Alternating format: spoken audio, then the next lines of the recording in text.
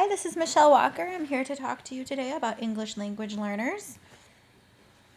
The amount of English language learners, or ELL students, enrolled in the public schools has increased from 3.5 million to 5.3 million. That's over the last decade. There has been a 10% increase in ELL learners in our schools. 1 in 5 Americans speak a language other than English, and they are expected to continue to have an annual increase of 10% per year.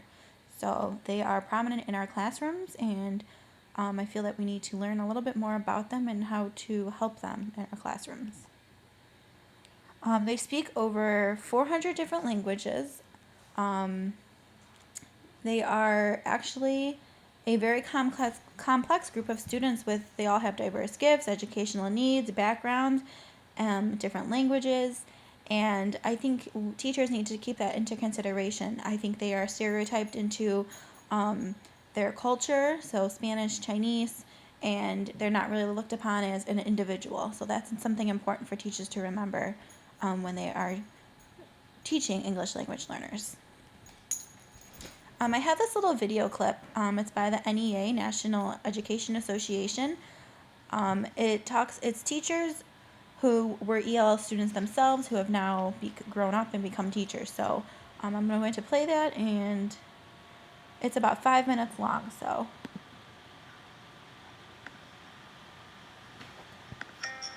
I came to America when I was 3 years old. I came in kindergarten. I didn't know any English. I was usually placed in the back of the room, given crayons. Myself, I felt like I didn't belong. Basically, I was mainly on my own. I had a hard time. I didn't know what was going on. Even as a child, it was unfair to me. It felt like it wasn't right. Personally, it was strange and difficult at the beginning. I was never asked, to share what I had. I knew a lot. I mean, when I was sitting there and students were doing, writing numbers or adding and subtracting, I knew what they were doing. I just couldn't be a part of it because I didn't speak the language. And so I felt like essentially I was punished, for not speaking my first language.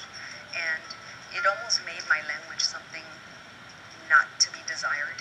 In Vietnam, my mom didn't have any education, so she didn't know how to,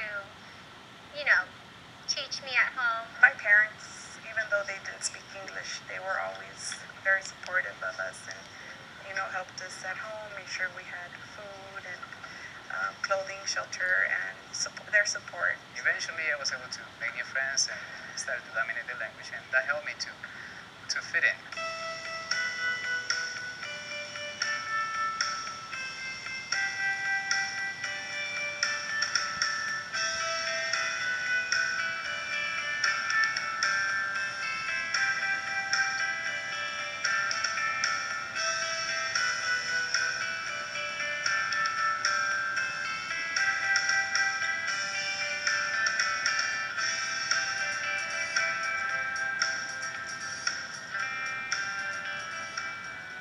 Has a program that not only addresses English language learners, but it also addresses the culture piece of it and the equity to provide the teachers access for them to be successful. Many of the youngsters are coming in with very limited English speaking vocabulary and literacy skills, and the educators are reaching out for professional specific strategies that will assist them in the reading, writing, and math. Our English language learners bring a huge amount of assets, and more specifically, they bring in a wealth of what they bring in from their families, their culture, and they also help to teach our teachers, our educators, and the leadership. When they walk into our classrooms, they're not empty vessels. In the past, we used to our goal was to fill them with knowledge because we assumed they didn't have any. Today, we know better. Today, we understand that they are rich, their experiences are valued. I think that one of the most important things about this training is to have the awareness of our English language learners and to make sure that we're meeting their learning needs, that we are aware not only of who they are, but what they need us to do for them so that they are academically successful. ELLs, or English language learners, do not come to the classroom with nothing to offer. They have not only funds of knowledge, but also come with plenty of understanding of how to work in a classroom. ELL children bring a lot of diversity that just enriches the classroom. Everyone has their own culture and they bring their traditions to share with one another. So they do have experiences, and we can all learn from things that they come with from whichever country they're from. I think it's important for the teachers to know, because as a second language learner myself, I can make connections to my students. But some teachers don't speak another language, so they go to school and they learn it this way. And this probably opened up their mind to different strategies and different ways to connect to their students. And what I would tell my parents during parent conference, or when they have concerns about their child, and they would tell me, "Oh, I don't teach them Spanish at home." I go, "No, no, no, no. I want you to teach them Spanish at home, because I want them to make that connection." The most meaningful thing for me that a teacher could do for a child is make them feel welcome and make them feel valued and appreciate who they are, where they come from, to as much as possible allow them to feel like they are an important part of your classroom, because they have a lot to contribute and they have a lot to share if you just explore a little bit and allow them to bring out the best in themselves. Good job. What is Ariana doing? Thank you. Okay, I'm so glad that I found this video. I think it is a great summary of English language learners in our classroom. It talks about the ELL students themselves, their parents, as well as what teachers can be doing, how to help them in our classrooms. I'm going to touch a little bit more on each of those aspects in the next couple of slides. Parental involvement is very big concern with ELL students. A lot of ELL parents are working multiple jobs at minimum wage to support their families, and education is just not their number one priority. It is indicated that 11 million of 216 million adults in the United States were non-literate in English, so about 5% of the United States. Many times parents are not literate even in their native language. So we have this struggle in our way of ELL students already.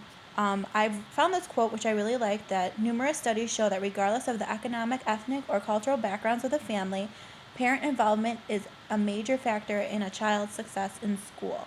And I think that holds true.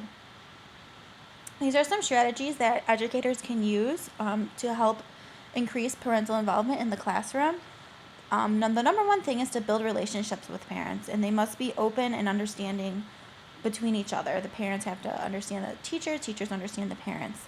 It's important to send work home that requires parent and student collaboration, working together. Some ideas would be guided reading, for them to read things together, stories. Another strategy that was talked about is have student-led parent-teacher conferences in which students show their parents their work in a portfolio created throughout the year. And it's also important for educators to invite parents to the classroom as often as they can, so they feel that connection and that they feel needed and that they are doing something for the classroom. There are many strategies for ELL students. I tried to break it down to a few of the ones that I found would be useful, that I could see myself using. The number one thing that educators need to remember is that ELL students come from different experience, custom, and values, and we need to be aware of this. I think once we get to that we're just aware and we're there for them and we're understanding, that covers a lot of the strategies to be used in the classroom. It's also important to have organized and authentic reading, writing, and meaningful experiences. A lot of them needs to be hands-on, multi-sensory approaches that targets all learning styles. A lot of the sources that I found state that thematic units are very important. They stated that within the thematic unit, everything's repeated, and these phrases are repeated and stories are repeated, and that really helps the student catch on quicker, because the vocabulary is the same. So in conclusion, it is important for educators to learn their characteristics, cultural, and parental involvement issues when beginning to teach an ELL student.